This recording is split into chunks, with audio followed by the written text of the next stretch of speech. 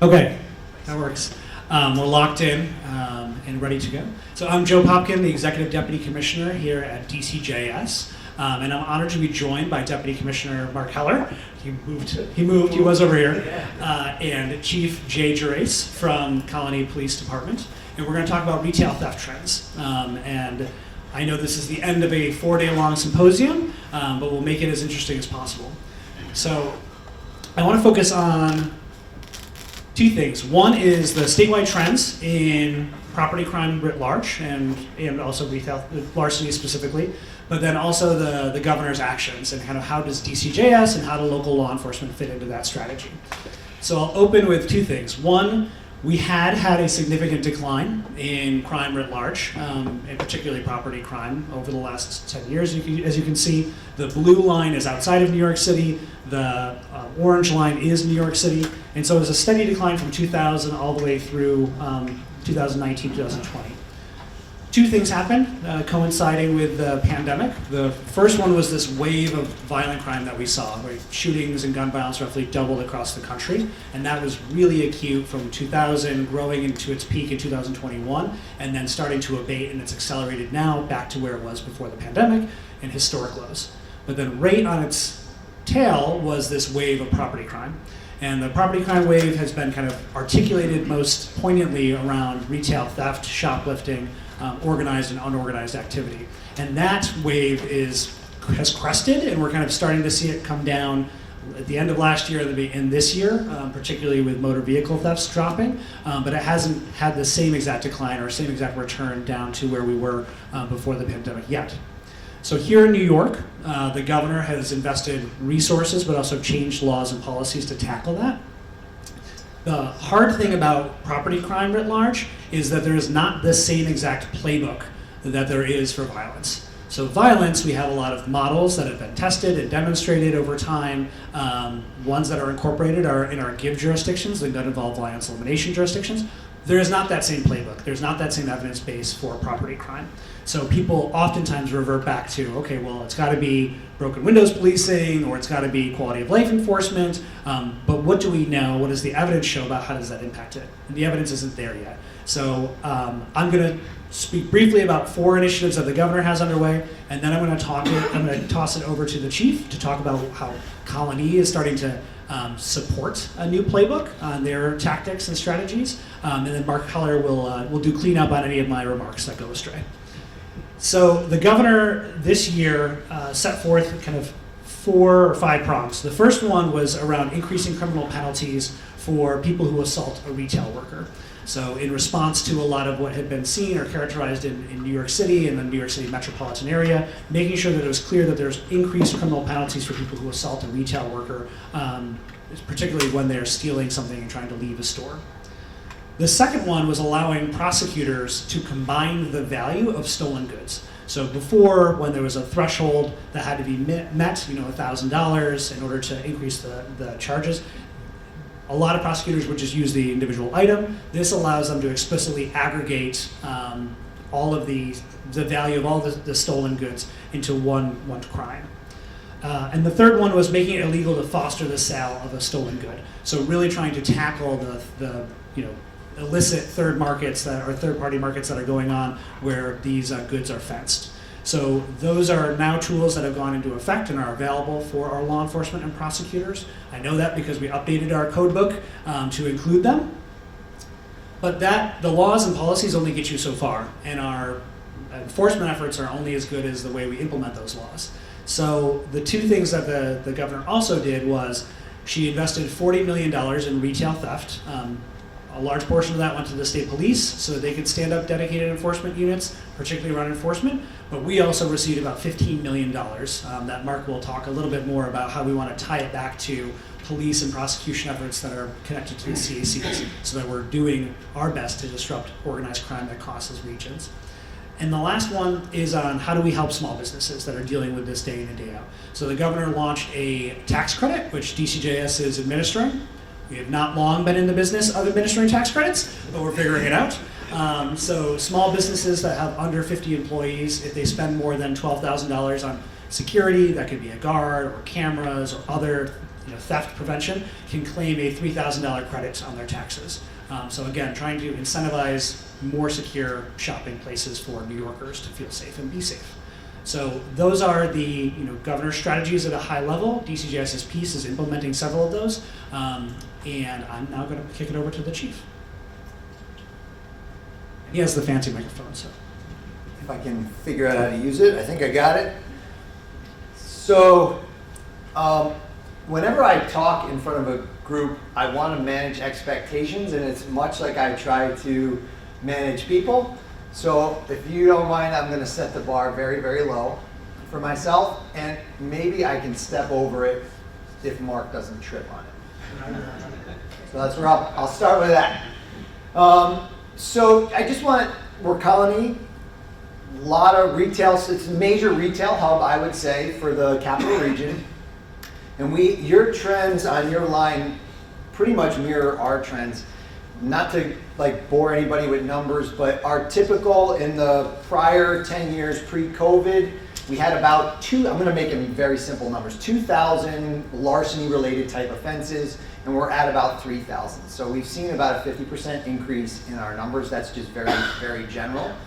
But there's a lot of stuff that we as a police department don't know. So we know we have more reported crimes, but we don't even know if that tells the whole story.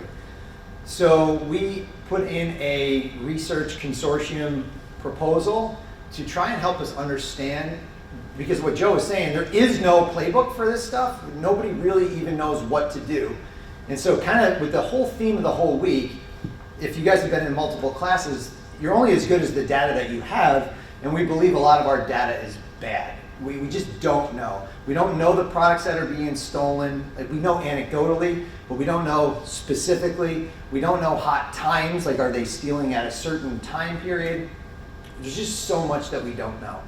A couple other things which you and I haven't had a chance to talk about is there is a small research base that's developing out of Florida, which we'll have to talk more offline. I don't know if anybody knows this, but there's a professor down there, his name is Reed Hayes, and I had loose contact with him, but he's been hired on the retailer side, and he runs a Center for Loss Prevention. So I think for us, one of the proposals that I was talking to Mark about, probably with some of this money, is we should explore maybe some of what his evidence base is. And we're kind of just talking this organically through. So that's where we stand. So thefts have doubled or gone up 50% in the town of Colony, most of which we attribute to retail larceny at our big box stores. And so the question is what are we going to do about it? So we're not sure, if I'm being honest. We're not quite sure how to tackle this program. So some of the thoughts that we had, I'm just going to share. Is there any prosecutors in the room? Do we have anybody from, do you mind me asking where from? I'm in the Bronx DA's office. Okay. So one of the complaints police have, especially in suburbs, right? So we have Albany City, right, has a lot of violent crime that our prosecutors are tasked with dealing with. And they don't have the time to deal with some of these retail theft issues. So a couple things that we're talking about, if that, I don't know if the money can go to funding a prosecutor dedicated solely to retail theft would be of value, but that's what we need is a partner. Albany County DA's office has one now that's really trying to take the ball and roll with some of this stuff, but what we need is a partner. So without really boring everybody, here's our kind of ideas. Are there police chiefs, police executives in the room? Anybody? Okay. So I don't know if your guys' workflow is like ours, but it's gotten to the point where it's unmanageable. So I'll kind of just tell you a story as to how a retail larceny comes to us. You guys cool with that? I'll just tell you how it comes to us.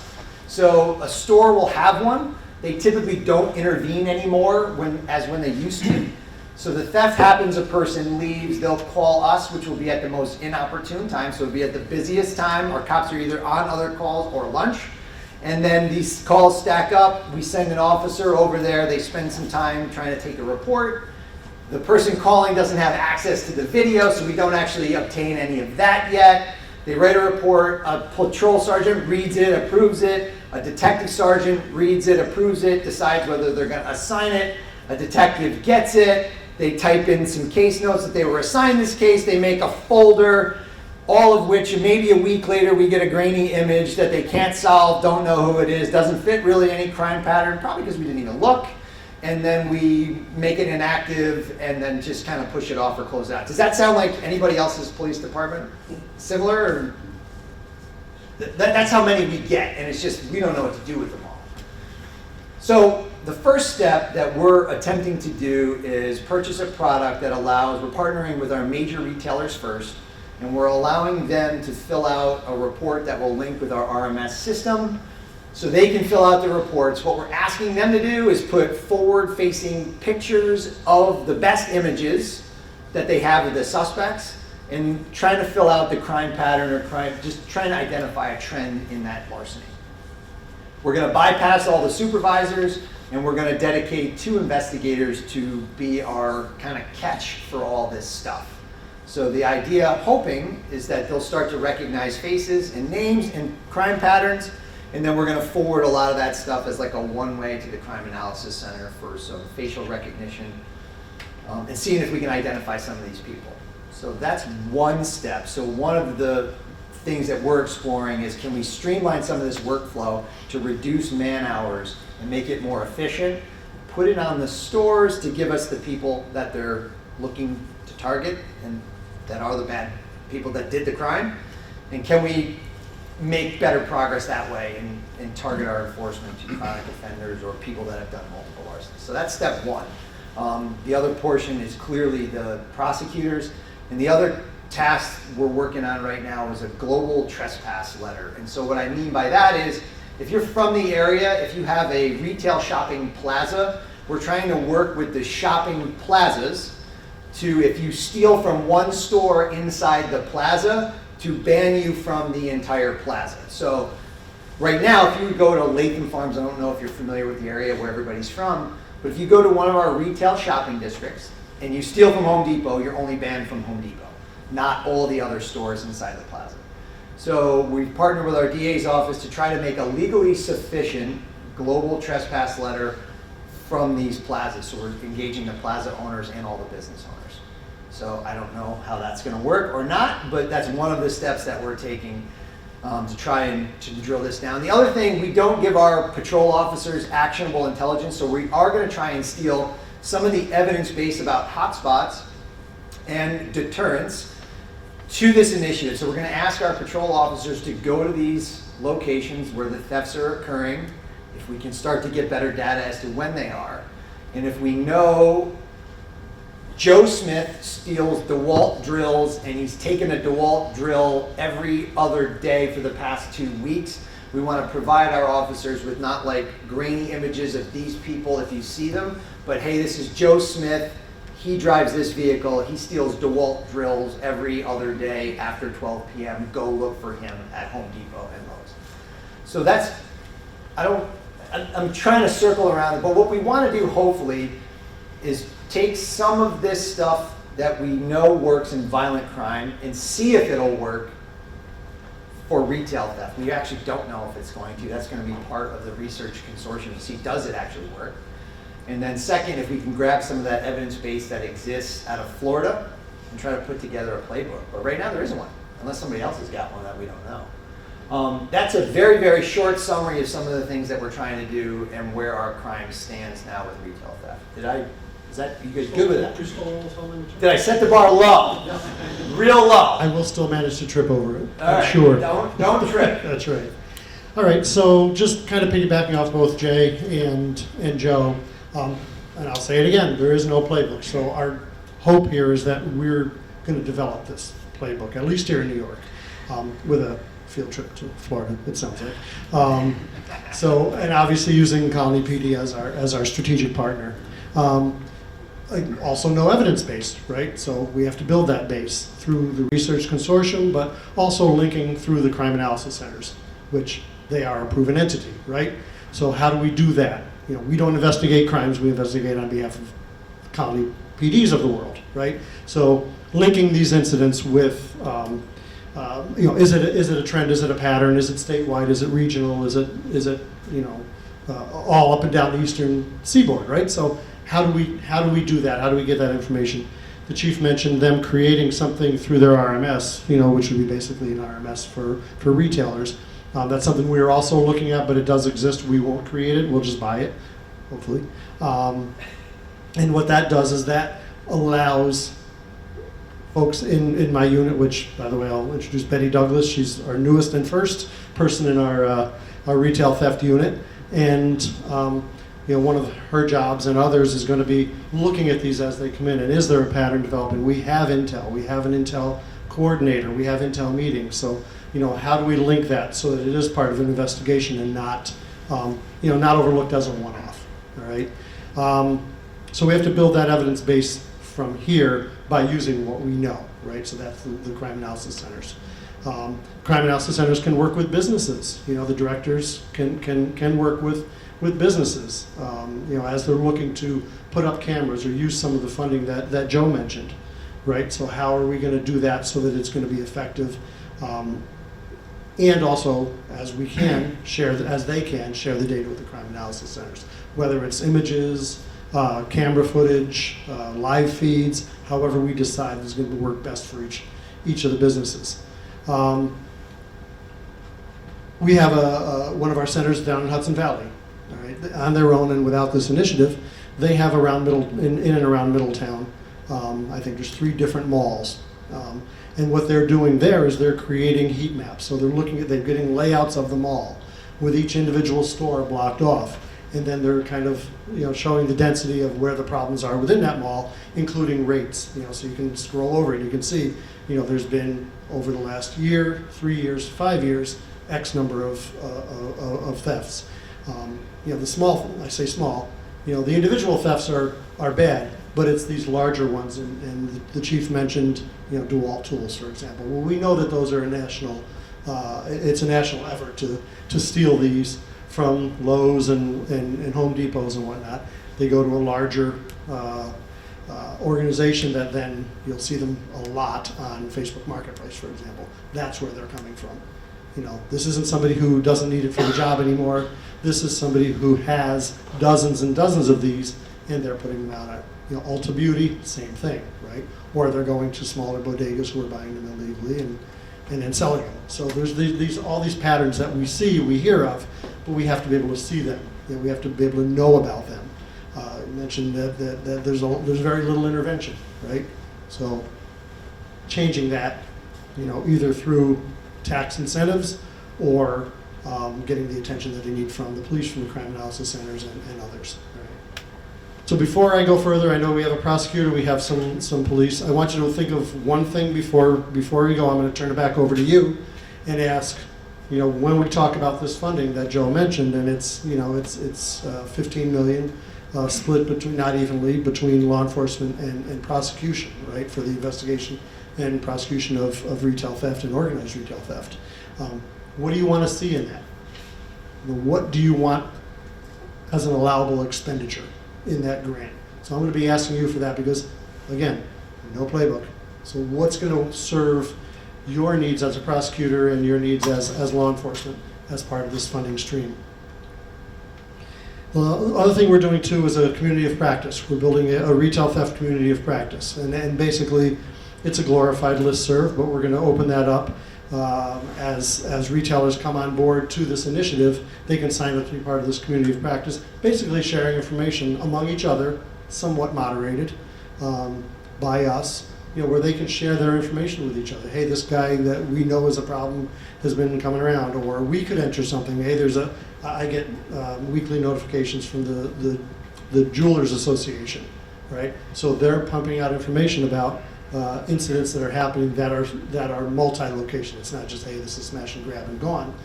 We can put that out there so the jewelry retailers can see that as well and be prepared, or try to be prepared.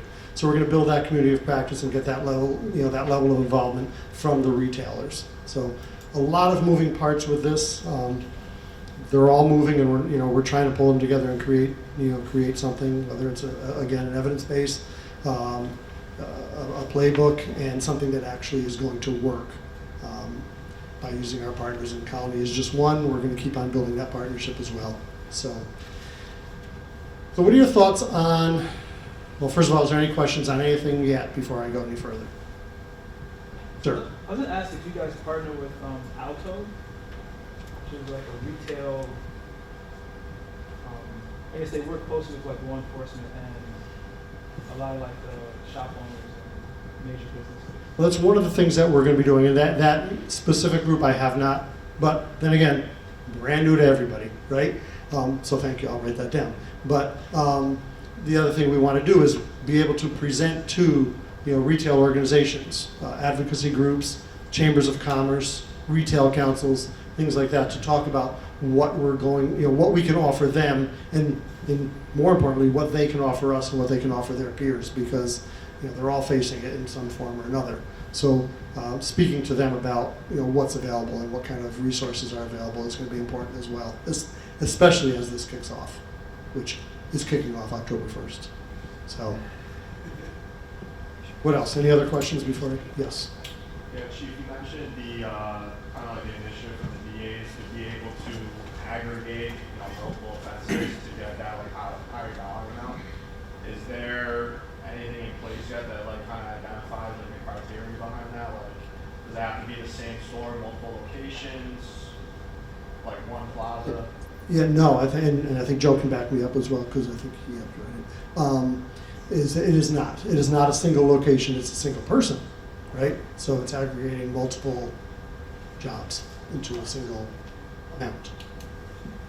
Yeah, and I think that gets back to why the CACs are important, right? So like to stitch together that this person has been a persistent, organized retail theft actor, and here's the stores that we know that they've frequented. Here's the goods that we've confiscated or know that they fenced, and so all of that would go into the kind of the charging documents. Beyond one county. I think I mean that becomes the issue with trying to get the county prosecutor or the DA's offices to agree and say yes, this is going to be a multi-jurisdiction crime. And also, I think where the crime analysis centers have value, right? Because we have all these DAs on our boards, right? So to be able to pull them together, and I don't think there'll be any hesitation, but I'm not a DA, so. All right, so as far, and we'll get back to questions at the end, but thoughts on allowable expenses, and that's, especially among the PDs and the prosecutor in the room, like, yes, things that I'm thinking and things that we've talked about, is dedicated investigators or dedicated crime analyst or dedicated prosecutor, right? Specific to retail theft. Those things are they've been tossed around. But what else would you want to see? I want to see a lot of hands. Tell me what you want to see in this. If not, you're gonna have to reach out to me afterwards. So, Chief. You got a hand over there. Go ahead. The reporting systems, the integration with the RMS, to be able to purchase those, and get those going. I know that, like in our county, there was a lot of pushback on the cost of it, not only to purchase it, but to implement it. And so the ability to not only purchase it, but for the personnel time. You're talking about the software to be able to report what I talked about, Yep. Aura or whatever. I'm neither endorsing nor recommending any products, but for example, that's one product, right? So something like that. So We're Mark, writing it down. So. I didn't get into this, and if anybody has done something like this, jump in. But we're kind of considering these larcenies, but we have to have a prosecutor that's willing to work with us, right? Because if we're going to invest all this investigative effort, we got to know that we're going to move somewhere. So what we're trying to do is look at it like any drug case, gang case. So we could spend time knocking off your users, right? Taking the one-off shoplifting offenses. Or we could actually spend some time to try to deal with the network. So how do you do that? Well, like any other case, so every one of them has a cell phone on them. I would suggest, I know you guys are working to get Cellbrite and downloads, but we could easily obtain a search warrant for their cell phone and cell phone information, especially if we think they're selling it on Facebook. For us, we got a group that keeps stealing Stanley cups, and they're showing up on Facebook Marketplace.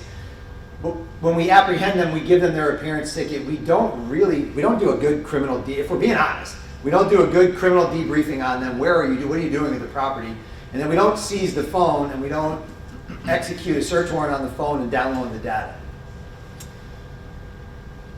So I would suggest that the training or the software to do those downloads, because it's tough right now. If you don't have access to a DEA task force that'll do it for you, or you send it to the state police, you're going to wait an awfully long time. Yeah, and that's, yeah, and just along those lines, we're finalizing an agreement with actually the National Guard Counter Drug Detachment, who's funding about $500,000 to put Cellbrite machines and training across our entire network. So things like that. So- you know, if we're looking at a crime analyst, for example, who's focusing or specializing in retail theft, that's a perfect use for that. Yeah, that's one of the investigative considerations that we're trying to do, is just take it like any other major case. You have the people that did the shoplifting event, but actually exploring the data on their phones and on their social media accounts to try to uncover the larger, where is it going? We don't have a good idea of any of it.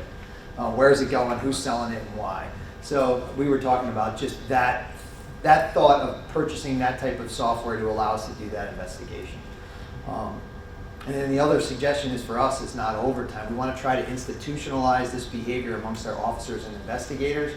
So that way it's what we do, but we have found that the prosecutors, they've gotten a raw deal, right? It's tough for them. They don't have anybody, you know, if they're funded to do it, we'll do the work. So a couple things that we did in the town of Greece, and we've got huge retail locations and stuff like that. First is we run a monthly retail theft meeting where all the loss prevention workers and managers come in and we exchange information. Second thing we do, and we're pretty successful with it, and not everything rises to the level of a detective with everything else we have going on, but we try to identify larceny suspects through social media, and we've had great success with that.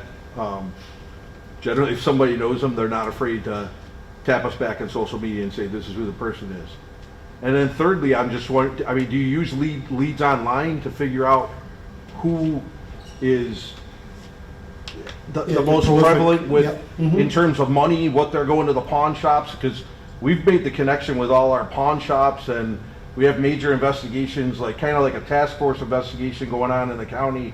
And honestly, the feds are actually helping us with some of that too. Mhm. Yeah, no, and all the crime analysis centers do have access to leads online. They use it regularly. They also have a service that I'm working on integrating, is basically a no pawn list, right? So if there's certain people, they would be prevented. They'd be on this no pawn list, like a no fly list, right? Then they're not allowed to pawn anything at any of the member pawn shops that are part of Leads Online. So, and then of course all the work that the crime analysis centers do with Leads Online for all the retail thefts, all the social media, that's all, that's all part of what they'll do. Again, that's the integration back to the crime analysis centers. And I'll just add too, we're a Give Tier 2 agency with not a lot of violence. I mean, most of our hotspots are all retail theft. You guys are very similar to us. Right. Gracie County. Exactly. And Very we, similar. just so you know, the Crime Analysis Center did break it down within 4-hour blocks on the day of the week, which times these different retail centers are getting hit. So they absolutely can do it as long as they have the reports in the system. For sure. We're actively doing the same thing. What our problem is how much is actually reported to us versus what's actually going on. Like, how many are we not capturing? Like, so if you talk to different retailers in our town, some of them won't report under $500 of theft. So we feel like we just don't have a good handle on total theft that's not being reported. So we're trying to do. That's why the monthly meetings are important, and we tell them what we expect. And some stores are about $50, $100. Most report everything. I mean, that's our number one problem. Ours definitely do not. Yeah, we have report everything. Yeah, pretty good reporting on that. So we should do Heather, I see you. We should also talk to Greece about doing a profile. So we'll capture some of those ideas. I do think New York could be a national leader in this in terms of capturing some of these strategies that the chief talked about, and Greece PD, and they are very, very similar jurisdictions. Very similar. Yeah, and I just would add, just emphasize on the pawn shops, you can't overlook those, because that's really what's driving. I mean, prior to us coming to Greece, they had a huge pawn shop investigation, you're talking millions of dollars in property. We finally got rid of that, and we're on the cusp of taking down another pawn shop locally, which has driven like multiple offenders, using fake ID, repeated pawn. I mean, one offender's pawning like 13 to 18,000 a month. Because we get the monthly pawn reports, and that drives a lot of who we're looking at as well. So Sure. pawn shops can't be overlooked in the whole thing. Right, no, absolutely. Are you guys getting your cases prosecuted? So ultimately, that's kind of the problem is you can combine all these and you can do whatever you want, but if there's no consequence, like staying in jail, that's part of the problem. So we kind of work this as a bit of like a conspiracy drug case, and the feds are kind of helping us. But so the money's awesome, and we do task force and all this other stuff, but ultimately if there's no consequence and somebody's just going to be let out with an appearance ticket, and I'm not even talking about the person that steals a pack of gun. I'm talking about like we have one suspect literally $35, $40, $50,000, $100,000 a month pawning. Like that to me just doesn't. There seems like they're. Right. I don't know. Yeah. It's, Just recently had one here, right? No, so what, probably the case you're referring to, so we have one girl that's over $100,000, most of it's Ulta Beauty, but there's some other stuff that she's stolen from. But we were looking up, we've caught her, our department, 3 times in the last 2 years. But we think she's responsible for over 27 separate thefts totaling over $100,000. And she spent 30 days in jail. That's it.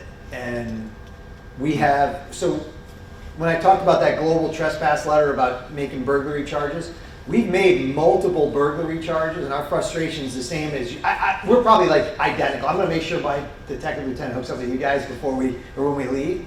But we'll make the burglary charges. They've been trespassed, they stole again, we've got a D felony burglary, but by their first court appearance, it's sealed, reduced, and it's over. And I don't mean to bang on the prosecutors because they have a tough job. But it's hard because we're trying to find ways to use the new laws, to use existing laws, to not be the pack of gum, right? To be the people that are really prolific, and yet we're still not seeing them go. And so I think we should go out and have a coffee.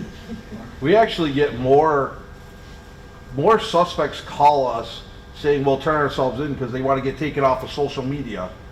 That seems to be more of like a consequence to them than actually going to jail, to be honest with you. Right, sure. Matt? I know the Attorney General's office does a lot of things and is mostly related to guns, drugs. But they did present earlier on a retail theft organization that took down 40 individuals, and that it just came from a debrief. Is the AG's office a part of the solution? Yeah, they are.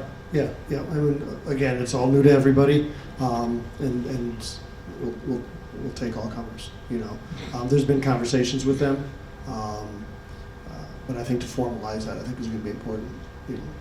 As we build this strategic partnership. Leah. I know this might be a little bit different, but Syracuse is doing kind of like they're going after the corner stores that are actually buying stolen goods Mhm. from the larcenies. Yeah. So, and they're working with the state police and DA's office, so there's a whole investigation. But we also do something with Destiny USA where they do have global larceny trespass letters. So that also, if you want to on that. So we actually went out and visited them. Okay, Yeah. good. Yep. Not just to shop. Not to shop. No. Right. I'll hang out there. Yeah, right. Nice. Yeah.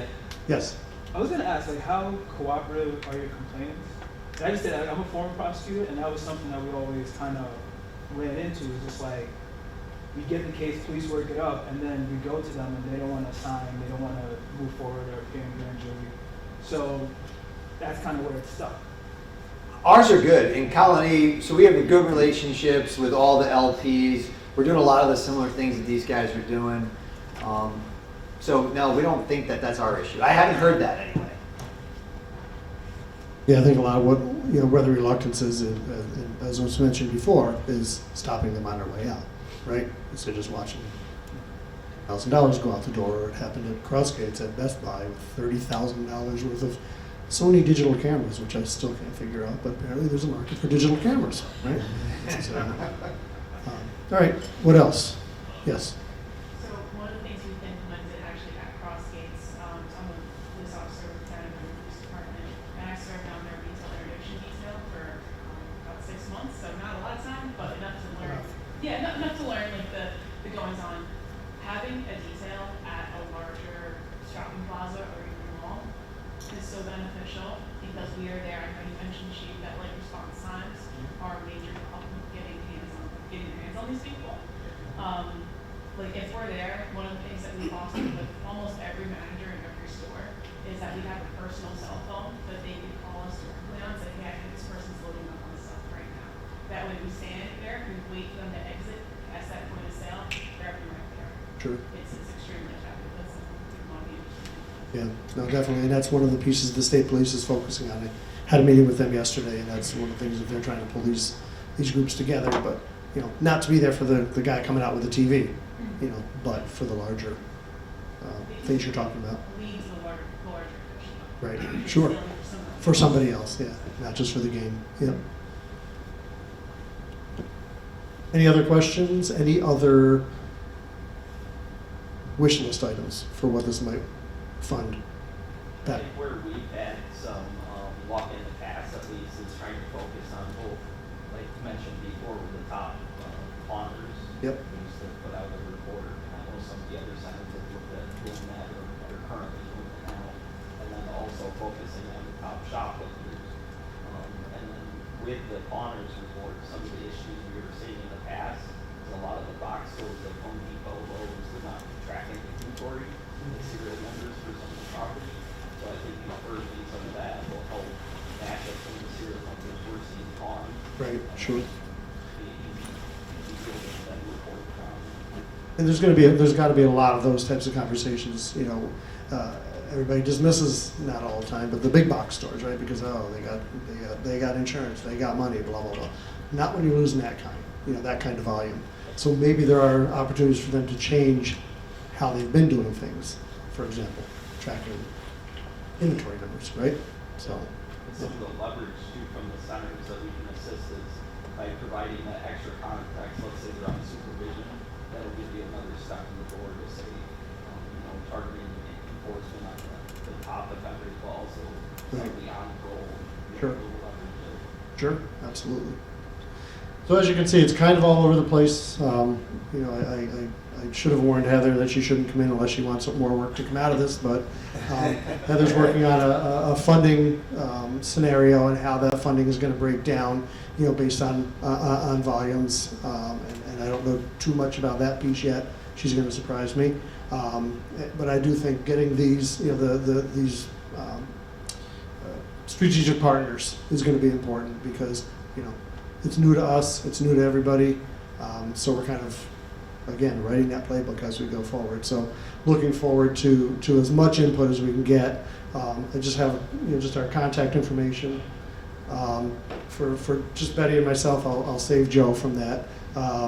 But if you have thoughts, if you have ideas of how you kind of see this unfolding, please reach out to us because we're wide open to what's going to work, what might work, what could work. And the good thing about it is if it doesn't work, we'll try something different, right? And that's kind of what DC Jazz is doing is, we're trying initiatives and the untried initiatives. If they don't work, we'll pivot. We'll work something different. So I'll turn it over to Joe to kind of close things out unless there's any more questions from anybody. Thanks. I thought you were going to close out, but it's okay. Nope. I do think I think it's important that we always also zoom out to look at the macro trends, and so kind of how I started talking about gun violence and what we've seen nationally is the surge and then kind of the abatement of that. And I think New York has been so successful in driving down gun violence because of our evidence-based strategies and the kind of co-pilot partnerships we have through GIVE, through the crime analysis centers. I think we are in a well positioned to replicate that for retail theft.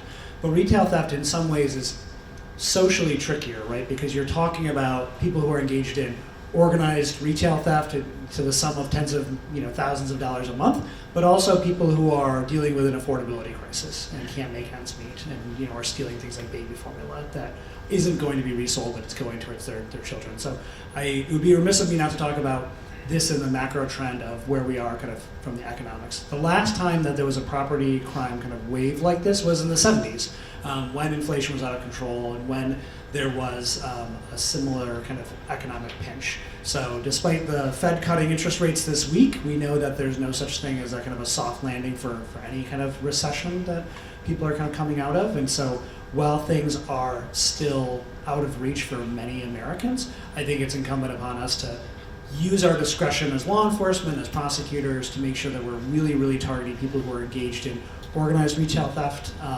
and try to help those who are most in need in terms of making ends meet. And so the last thing I'll talk about is the law enforcement assisted diversion efforts. I think there's 8 jurisdictions now that are participating in LEAD, and that is really trying to understand people who are frequently arrested for shoplifting or other types of things that are not related to organized, fencing efforts or resale, but more engaged in trying to get out of a persistent pocket of poverty or their own conditions. And so I know Albany has had a few people who were arrested 20, 30, 40 times, connecting them to stable housing or connecting them to a food shelter, things that seem common sense, but should also be in our playbook as we develop it. So with that, I'm going to close this out. I'm happy to stick around and have conversations with anybody. And I do thank you from the bottom of my heart for being here for the last 4 days. And thank you very much to Mark Heller and to Mike Bonds here, whose teams really stitched this together. Thank you. Thank you all. One last comment. Scott Phillips from DCJS. I was told that we wanted to thank everybody for coming for these past several days. Mark your calendar, it's roughly the same period of time from last year. And from a personal perspective, if you've sat through any sessions, 1, 5, 10, whatever, please go into the app and use it to rate the people that you saw. The comments are very helpful for next year as we put these things together. Thanks very much and safe travels. Thanks, everyone.